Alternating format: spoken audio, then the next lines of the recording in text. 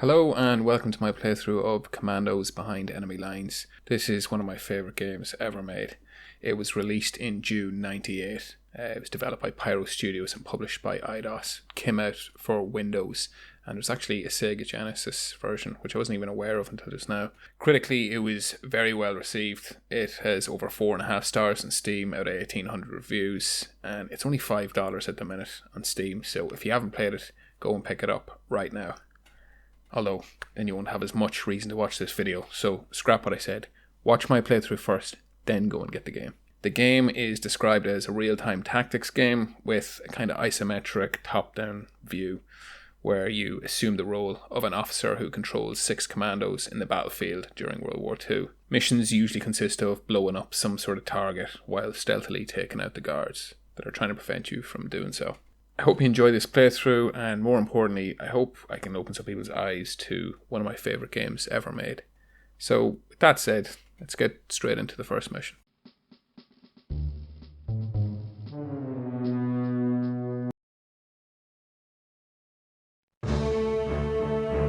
It's June the 4th, 1940. The evacuation of Allied troops from Dunkirk has ended. Heavy human and material losses have been sustained. In that same day, British and French troops begin to demolish the port facilities in Narvik. This will be their last action before evacuating Norway and leaving it under German occupation. On June the 7th, the Norwegian king and his government go into exile in London. This will be the beginning of a dark period for the Scandinavian country. Allied troops will not set foot on Norway again for a very long time, with the exception of the Commandos. Due to its particular climate, long distances, difficult communications and isolated towns, Norway is an ideal testing field to put into practice the first incursion tactics of this newly founded unit.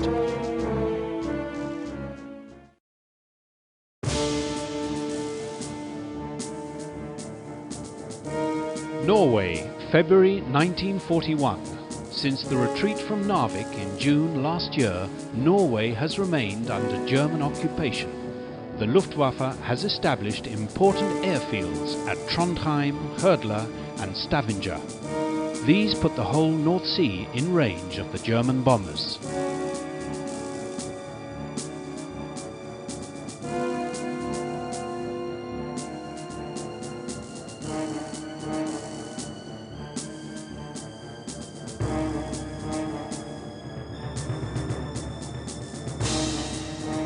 The first mission of your unit will be to attack a poorly defended relay station at Sola as a part of an incursion near the Stavanger airfield. This will block radio communications for some hours, which will delay German reinforcements. Colonel Montague Smith will be briefing you from now on. Welcome to Norway, officer. Let's get to the point. I want the relay station in this small island knocked down.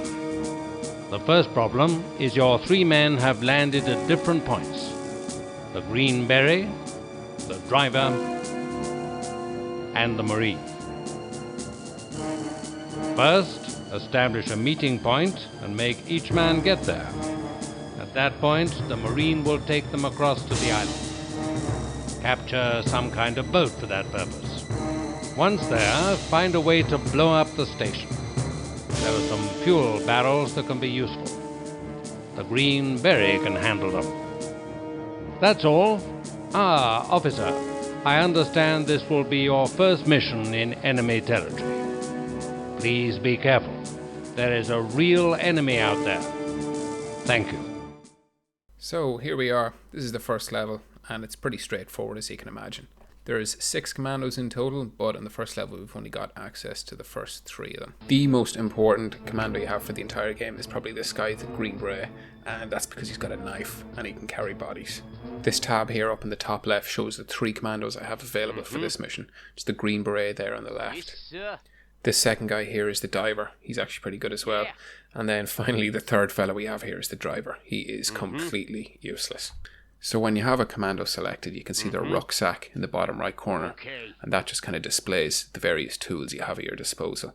So you can see the Green Beret here, he's got his knife, he's got a pistol, he's got his decoy box, he's got his shovel, and there's the hand. I'll kind of explain these as we go along. So you just click on the tool in the rucksack that you want to use at any given time, or just use the hotkeys, which is a bit handier. So in this instance, I want to get rid of that guard, so I've selected the knife. You can see when I hover the knife over the guy, it's a nice little stab in motion there. So if I were to click, my Green Beret would just run directly towards him and knife him. This is one of the first games I remember having a field of vision for enemies.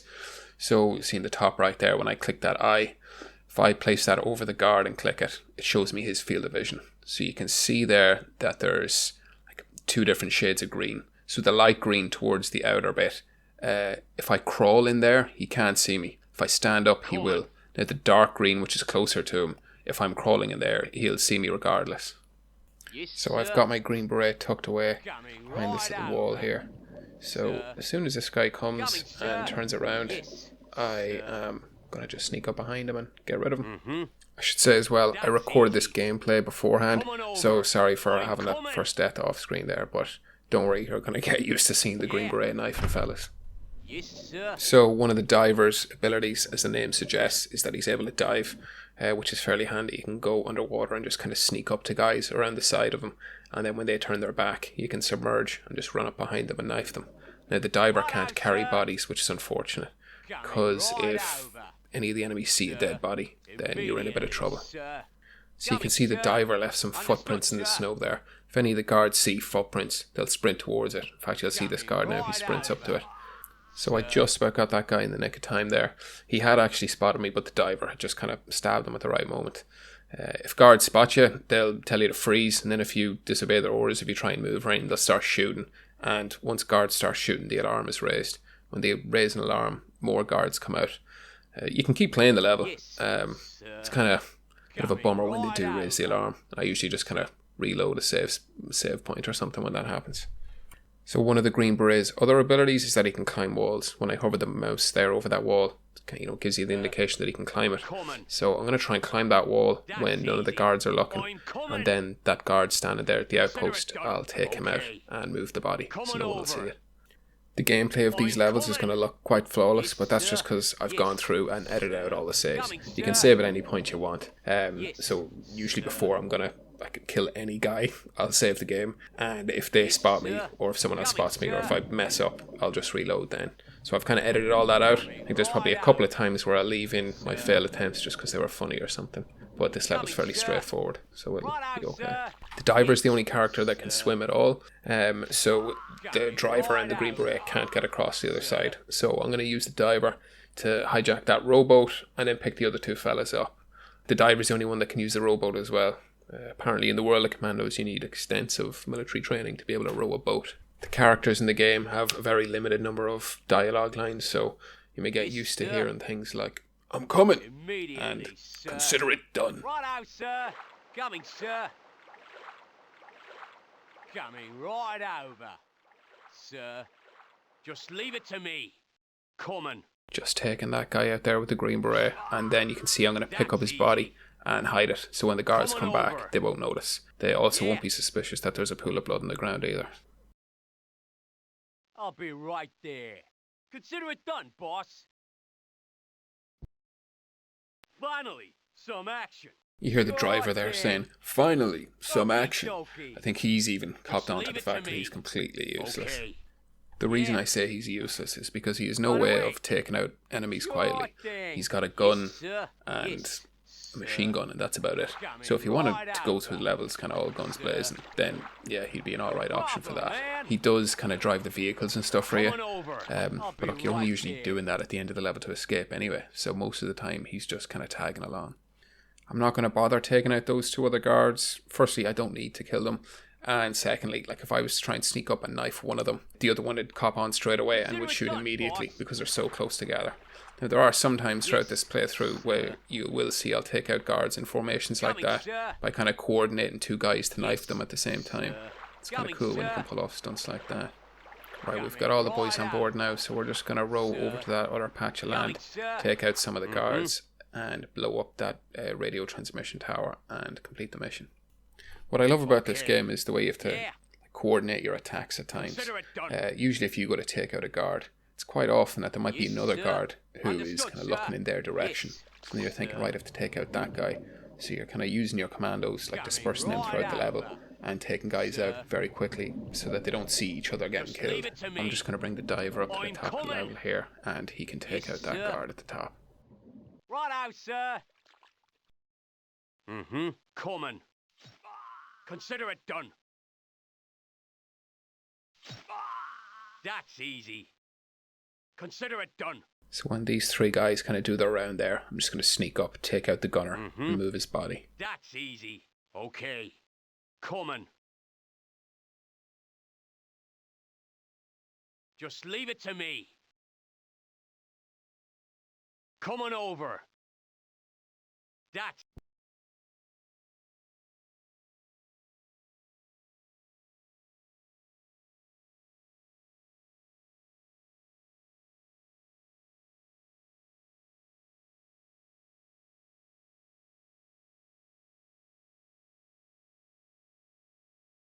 I'm coming!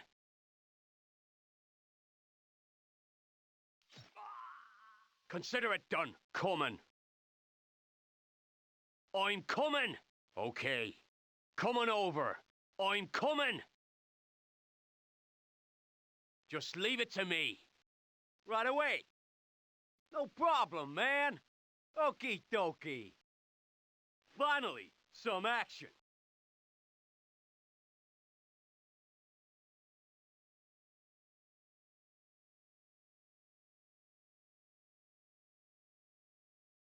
Right away. Okay, so although I'm using the driver to take these guys out with that machine gun, I still stand by what I say. He is pretty much useless. I don't think there are really any other instances throughout the whole playthrough of this game where I use him to do things like that. But yeah, those guys just needed to go. So these barrels are explosive, so I'm just going to shoot that to destroy the radio tower. I could have actually just waited for the guards to walk past a barrel. I could have placed it there, waited for them to walk past, and then shoot it to kill the guards. But I didn't want the driver to be feeling left out. I wanted to make some use of him. So that's level 1 done. It's pretty basic stuff. The levels get much harder as it goes along. So yeah, on to the next one.